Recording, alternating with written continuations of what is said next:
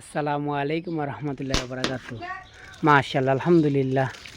দেখেন গাছের মধ্যে কি সুন্দর কামরাঙ্গা হয়ে আছে। আসলে এই গাছটি আমার স্ত্রী খুব যত্নে লাগিয়েছিল। আসলে কল্পনা করিনি যে এত সুন্দর হবে। মাশাআল্লাহ, দেখেন কি সুন্দর পেকে আছে।